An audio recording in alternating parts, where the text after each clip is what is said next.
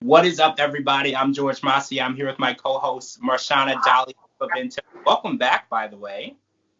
Thank you. I turned 40 during my break in my hiatus. So I am 40 years wiser and smarter. So thank you all for bearing with me while I was away on vacation. Happy birthday. All right, guys, so we're back with 90 Day Fiancé, the podcast, episode 15. We are so close to the end. We're so close. And last night was a lot of drama, so let's just jump right in. Tarek and Hazel. Hazel decided that it was a good idea to tell her old school religious parents that she is bisexual, even though at this point she's marrying a man. I mean, okay, I was wondering about this. Okay, she's telling them that she's bisexual because she knows in her heart and in her mind that she is bisexual. But she's never really truly acted on it so far, right? Will this be her first time with her husband? So I'm just hoping it goes really well for Hazel. That's all I have to say. She seemed really excited with the stripper that her friends. Oh, I'm sorry, not her friends. Tarek got her the stripper, and she seemed really happy and like super duper excited. So I'm hoping this all goes well for Hazel. I know that her mom wasn't so supportive, if I'm not mistaken, but her dad was. So I'm glad that she got some support from at least one of her parents. Right. I'm glad that they're supportive, but I felt like it was, I don't know, I don't want to say unnecessary. It's always necessary to be your true self, but the timing was odd because she's getting ready to marry Tarek and they haven't added anyone to the relationship. I just felt like the timing was really strange. Why did she feel right then was why she had to do it? But I do want to say one thing about the stripper. The happiest I have ever seen Hazel is when that stripper started twerking. Yes. Yeah, Hazel was definitely in her happy place with the stripper. So I shout out to Tarek for knowing his girl and knowing what she would like. And he seemed like he was really excited to do that for her. So cheers He to them. knows her so well, and when the producers told her that he was responsible for that stripper, she was beside herself. She was like, he She did was so so good. giddy.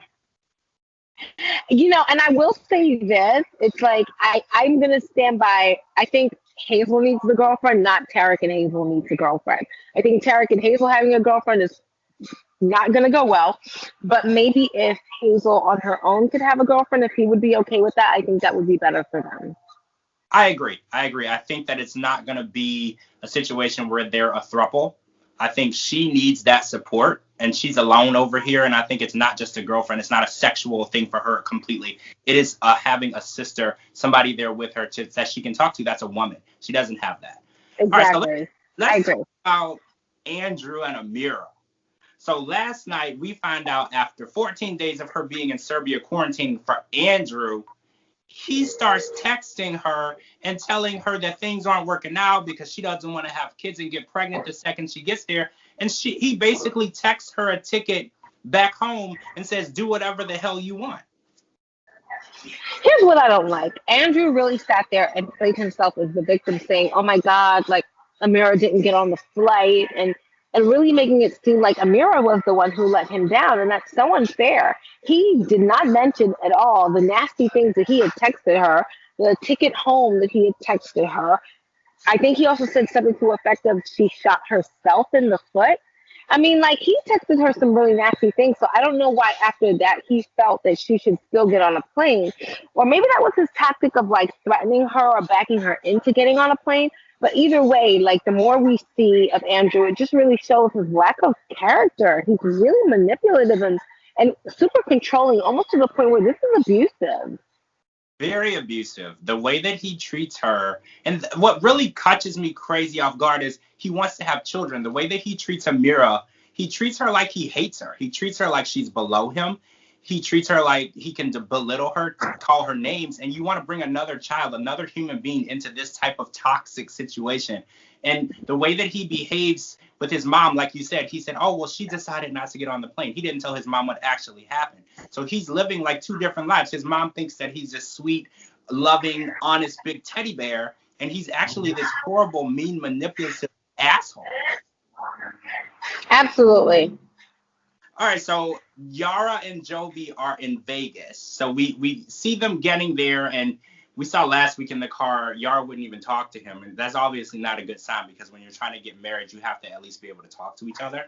But we find out as they're on their way to Vegas, Jovi has not purchased rings. He has not booked anywhere to get married. There's literally no plan. There is no marriage license purchased. And they're getting married in 2 days. But does this surprise you at all for Jovi? It didn't surprise me at all for Jovi, nor did it surprise my husband, because my husband was like, you know what, this is really indicative of the kind of person that he is in life overall. He's probably an overall procrastinator, an overall person who just delays and just doesn't do things on time. And it's really going to show how life is going to be with Jovi. And I think Yara, it's really starting to roost for her. It's starting to come home because she's pregnant with this child. Even if they were never married again, or even if they never got married, even if they get divorced, like she's always going to have him as the father of her child. And I think for her, it's really hitting home. Like, who am I with? I agree. He is a mess. And I think what's really shocking to me was Gwen, his mom was invited to the wedding and she was pretty involved with the dress shopping and things like that. So the fact that she's invited, she's in Vegas and didn't do any planning for him, because I feel like Jovi is a big child. You would have to do the planning for him. And if anybody was Why should his mother do it? Like, honestly, why should his mother do it? You're an adult male who went out and found an adult woman, did adult things to get her adult pregnant. Like, why does his mother have to do it? She shouldn't. Jovi needs to grow up. He really does. He's bringing a child into this world with a girlfriend, with a fiance wife who barely talks to him. There is so much work that needs to be done. There's a therapist that needs to be living in their house full time, just working on their relationship, because that poor child is going to suffer if they don't. I agree. All right, so let's talk about Brandon and Julia real quick. So we start the scene with Betty cutting Ron's hair, which she didn't seem very confident. And I was like, oh my gosh, she's going to destroy his head. But that wasn't even the issue. The issue was Brandon doesn't seem happy to get married. He has this face, and his mom noticed it, and his dad as well. She's like, you don't seem excited. And he's like, oh no, I'm excited. And I'm like, well, somebody should tell his face, because his face looks so angry and disappointed. And because I was like, your face is telling us something completely different. Everybody sees it. Even Julia sees it. When she brings up the wedding and the planning for it, Brandon is just like, oh my God, more wedding crap. And it's like his whole demeanor is like cold feet. Well, you know what, to be fair to Brandon, and I'm not a Brandon fan, but let's be fair, a wedding is something that women dream about, right? Weddings are like a girl thing, to be honest, right? We dream about our wedding, the dress, the cake, the invitations, the flowers, the food. Men don't think of those things. Men might think of what their life with a wife might be and having a wife and children and how to provide for these wife and children. But they don't really think about a wedding. That being said, though, she is someone that you brought in from another country who is going to be doing this without any of her family as support in the middle of a pandemic under duress. He should at least have empathy and compassion for that, to lean into this process with her and understand that even though it may not be something for him, that it means something for her as his fiance, as his wife to be. And that's the part that kills me. Yeah, it's not really typically your thing, but this is still going to be your wife. Where is your empathy for your wife? Yeah. And listen, you know things are bad when you're having a conversation. Betty is sitting on the bed with them, and she realizes where the conversation is going, and Betty's like, you know what, I'm going to leave. When Betty exits stage left, you know it's bad, because Betty likes to be in everything. So I thought that was pretty, clear. Like, you in trouble, Brandon, because when your mother leaves the room, that lets you know things are not going well.